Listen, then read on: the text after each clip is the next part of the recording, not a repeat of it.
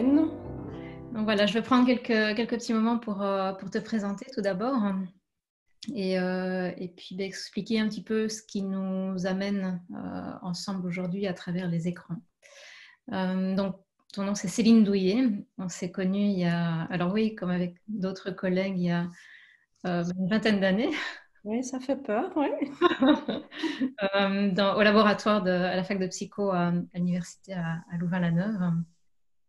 Et je suis ravie d'avoir un petit moment aujourd'hui pour échanger. Aujourd'hui, donc, tu es toujours psychologue, docteur en psychologie et professeur en psycho à la faculté donc, de psychologie à l'UC Louvain, donc, en Belgique. Tu as une fonction d'enseignement, une charge d'enseignement, une fonction aussi de recherche et aussi clinique. Ton domaine d'expertise est celui des stratégies de régulation des émotions et le rôle des pensées répétitives, on pourrait appeler ça les ruminations mentales, et du perfectionnisme dans les difficultés psychologiques.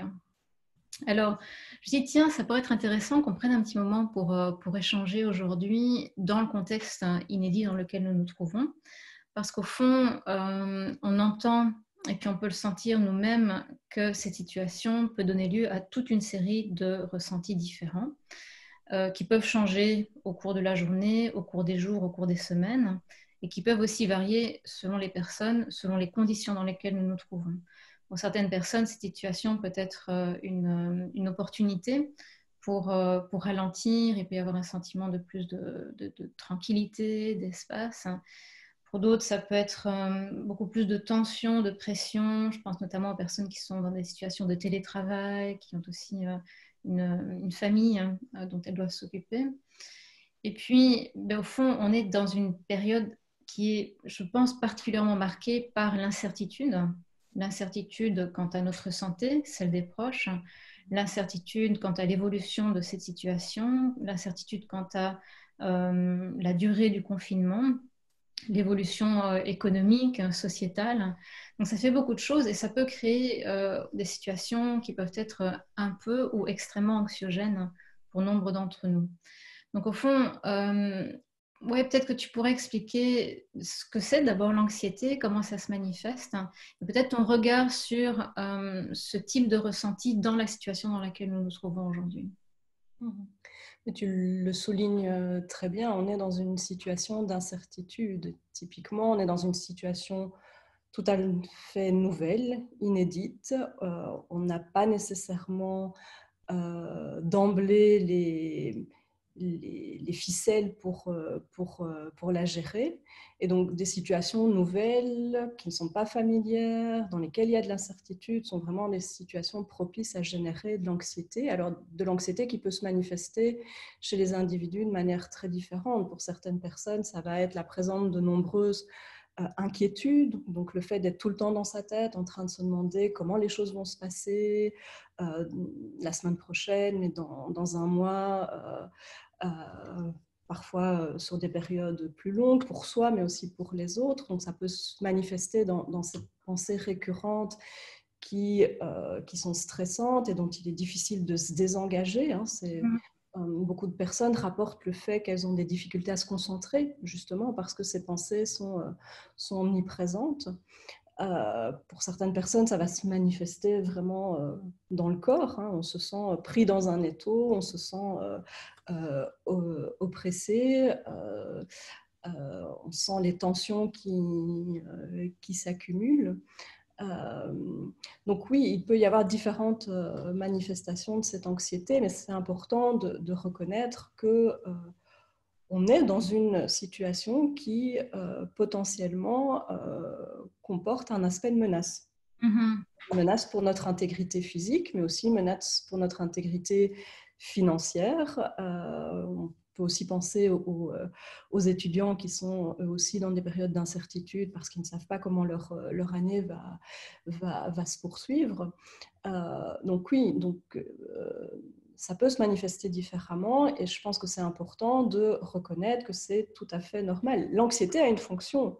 L'anxiété a la fonction de nous alerter qu'il y a quelque chose de potentiellement dangereux dans notre environnement qui nécessitent qu'on y soit attentif et qu'on prenne certaines dispositions, certaines précautions. Dans le cas du Covid, c'est toute une série de comportements de santé en vue d'éviter la propagation du virus et de se protéger soi-même. Mm-hmm. Oui, alors j'aime beaucoup comme au fond, tu nommes la fonction de l'anxiété, parce que parfois il peut y avoir aussi une série de jugements à l'égard de soi ou des autres face au ressenti d'anxiété. Et puis, c'est intéressant parce qu'au fond, il y a comme tu le dis ici, il y a des gestes, des comportements que l'on peut adopter qui demandent notre attention. Et puis, parfois, on peut sentir aussi que ça bascule. Tiens, mais mon attention est comme kidnappée sans cesse par des préoccupations. Ça peut réveiller la nuit, interférer avec le sommeil, interférer avec notre relation avec autrui. Et puis là, il y a comme quelque chose qui est plus trop en équilibre, en fait. Et donc ça, c'est vraiment le côté problématique de ces pensées récurrentes, de ces inquiétudes. Parce que finalement, bon nombre de ces inquiétudes visent à résoudre un problème qui n'est pas encore présent. Oui. Beaucoup de personnes s'inquiètent finalement de leur avenir professionnel ou de la possibilité de garder leur emploi. Certes, il y a un risque, et c'est ça qui fait l'incertitude. L'incertitude, c'est quand on n'est pas sûr à 100%, et donc il y a ce risque. Et ces personnes peuvent s'engager dans des tentatives de résoudre un problème qui n'est pas encore présent. Alors oui, il y a des choses qu'on peut faire constructivement par rapport à des difficultés qui sont présentes actuelles, mais chercher à résoudre un problème qui n'est pas encore là, ce n'est pas très fonctionnel, et ça a aussi comme conséquence d'augmenter notre stress, d'augmenter notre anxiété, parfois d'augmenter notre humeur négative. Alors, ces inquiétudes sont d'autant plus présentes ou d'autant plus le champ libre quand on est confiné à la maison. Alors, je pense aussi aux personnes qui vivent seules, qui ont peut-être moins d'occasions d'échanger avec autrui, de se distraire de ces pensées-là. Mais on peut aussi se renfermer sur soi-même en étant en couple ou en famille parce qu'on se laisse happer par ces inquiétudes. Alors, au fond, en t'entendant, je me dis, tiens, j'ai comme l'impression que quelque chose qui est clé, c'est de pouvoir développer une plus grande tolérance à l'incertitude. Je ne sais pas si ça a du sens pour Alors, toi. tout à fait, et on parlait des différences individuelles tout à l'heure, et on n'est pas tous égaux face à l'intolérance à l'incertitude. Et donc ça, c'est très bien connu en psychologie. Cette intolérance à l'incertitude, c'est un point commun de beaucoup de troubles anxieux. Et donc, il y a des différences à ce niveau-là. Alors, c'est évident qu'une des cibles thérapeutiques quand on travaille avec des patients anxieux, c'est de réduire cette intolérance à l'incertitude, ou plutôt d'augmenter la capacité à accepter l'incertitude. On ne peut pas la réduire. Pour être dans des situations, indépendamment de cette pandémie, on a tous les jours des situations d'incertitude. Donc, c'est important de développer cette capacité à tolérer l'incertitude. Non, je pense qu'il faut aussi avoir en tête que ce sont des choses qui ne se changent pas du jour au lendemain. Et il faut être aussi tolérant face à ses propres difficultés à dépasser cette intolérance à l'incertitude. Parce qu'on entend beaucoup dans les médias toute une série de conseils, de stratégies qu'il faut absolument adopter pour traverser cette crise de la manière la plus positive possible. Je pense que c'est important. Il y a différents conseils qui sont tout à fait appropriés, mais il ne faut pas négliger finalement là où on est actuellement. Et on n'est pas tous au même endroit, et on n'a pas tous les mêmes facilités ou les mêmes ressources pour dépasser cette intolérance. Et donc, c'est important de pouvoir reconnaître à certains moments que c'est compliqué, c'est difficile, et que ce n'est pas aussi facile que ce qu'on nous dit nécessairement dans les médias. Oui. Alors, au fond, c'est marrant parce que je le sens en t'entendant. Pour moi, ça fait appel à la notion de bienveillance et même de compassion, au fond. Euh, de pouvoir être en relation, de développer une attitude à l'égard de soi qui soit faite de bienveillance et de dire, ah tiens, ouais, ben là, c'est difficile pour moi. Et au fond, enfin, je parle de cela parce que dans la pratique de la pleine conscience telle que je la comprends, je la pratique et je l'enseigne, il y a vraiment cette notion d'attitude qui est cruciale, qui est essentielle, sans quoi effectivement on tombe dans les injonctions. Et nous avions un petit échange tout à l'heure avant de commencer cet entretien-ci, où tu parlais de cette injonction dont on entend parler parfois, le fait de réussir son confinement.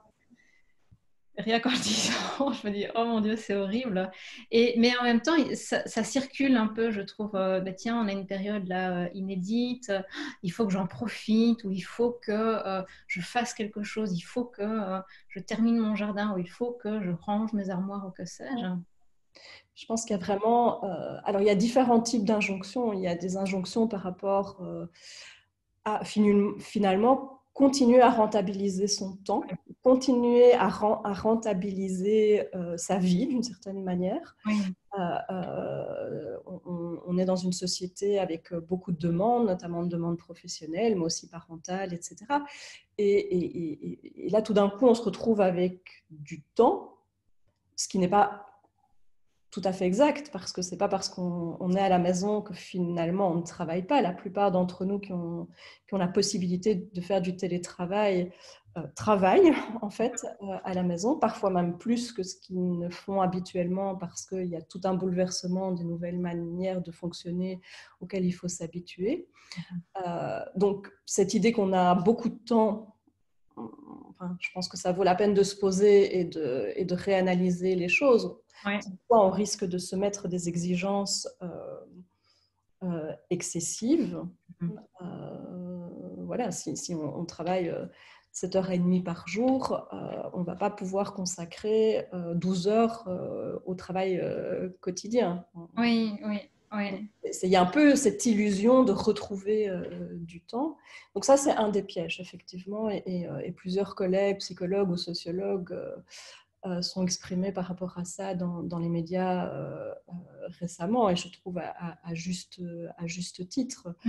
On n'a pas à réussir son confinement. Et d'abord, ça veut dire quoi, réussir son confinement? Enfin, Oui. c'est un peu particulier. Ça ne veut pas dire qu'on ne peut pas prendre ce moment pour s'engager dans des choses qui ont du sens pour nous, ou qui nous permettent de rester activés pour lutter contre notre anxiété ou contre notre dépression, évidemment. Mais il faut se respecter et respecter finalement, enfin, trouver un équilibre entre finalement s'arrêter complètement et risquer d'être en proie à des ruminations, à des inquiétudes, ou s'engager dans des activités qui ont du sens pour nous, mais sans nécessairement courir après un objectif bien souvent irréaliste. Oui. Il faut que ma maison soit impeccable à la sortie du confinement. Et on évoquait tout à l'heure qu'on ne sait d'ailleurs même pas quand ça va se produire. Donc, c'est assez difficile de planifier des choses dans l'incertitude. Donc, ça, c'est le premier point. C'est par rapport à ces injonctions de comment on doit gérer notre temps. Et il y a d'autres injonctions aussi qui nous poussent finalement à positiver, à toujours positiver, à voir le bon côté des choses, voir ce que ça nous apporte, imaginer les changements positifs qu'on va pouvoir mettre en route grâce à cette période de crise. Et c'est vrai que c'est important de pouvoir positiver, mais pas au détriment de se poser pour identifier ce qu'on ressent. Pas avec cette idée qu'il faut faire taire nos émotions négatives parce que c'est important de voir les choses positives. Non, je pense que c'est important de voir le verre à moitié rempli, mais c'est important aussi de reconnaître à certains moments qu'on peut être triste, qu'on peut être en colère, qu'on peut être anxieux, qu'on peut se sentir dépassé par la situation. Et voilà, donc je pense qu'il y a un équilibre entre nos différentes émotions. Elles ont chacun leur fonction. Oui. Et je pense que c'est important de ne pas supprimer ces émotions négatives ou ces difficultés pour répondre à cette injonction positive. Oui, ok, c'est bien d'aller sur sa terrasse et de sentir le soleil sur sa peau. Je ne dis pas, ça peut être une expérience très chouette. On peut essayer de la vivre au quotidien et de préserver ces moments-là. Mais ça n'empêche pas qu'à certains moments, on puisse aussi reconnaître qu'on sent dépassé, qu'on sent en difficulté. Oui, merci pour tout ce que tu nommes ici, Céline, et j'apprécie beaucoup, au fond, la nuance avec laquelle tu nommes les choses.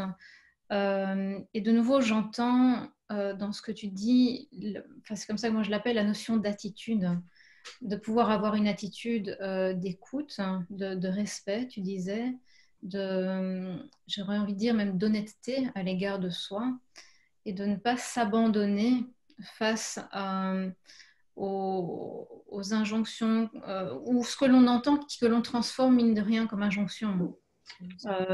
Où il faut que je ressente ceci, il ne faut pas que je ressente cela, il faut que je fasse ceci ou il faut que je fasse cela, au détriment d'une écoute, ou au détriment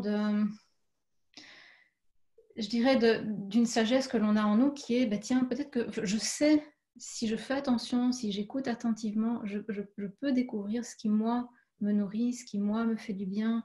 Je peux découvrir mes élans qui me sont propres, sans que ça colle aux images qui sont parfois véhiculées à travers les médias. Peut-être une chose que j'ajouterais par rapport à ça, je te rejoins complètement. Là, on est focalisé aussi sur l'aspect individuel, mais aussi dans le relationnel, c'est important de pouvoir montrer à l'autre qu'on est en difficulté, parce que ça autorise aussi l'autre à ressentir ses propres émotions, à s'autoriser à aller peut-être un peu moins bien. Ou quand je dis aller moins bien, ça ne veut pas dire être déprimé, ça veut dire simplement avoir un jour où on soit moins énergique et où on se dit, allez, c'est quand même dur ce qu'on est en train de vivre, où je suis particulièrement inquiet ou inquiète aujourd'hui. Et c'est ça aussi qui laisse la place à soi et à l'autre pour ressentir, et du coup pour aussi ressentir des choses positives, authentiques. Oui. Parce que voilà, c'est ça aussi qu'on cherche, c'est une certaine authenticité dans toute la palette d'émotions qu'on ressent. Ouais.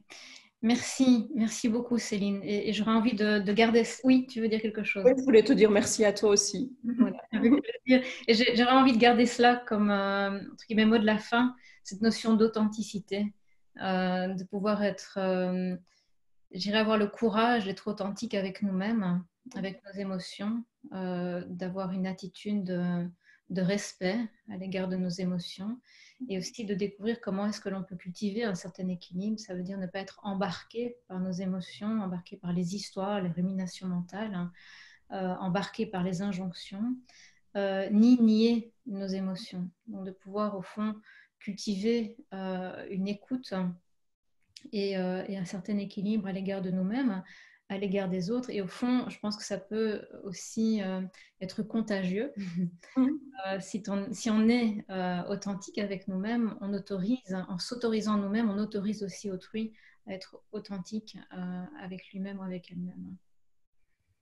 Merci beaucoup, Céline. Merci à toi et puis à tout bientôt, j'espère. Oui, à tout bientôt. Que tout va bien pour toi.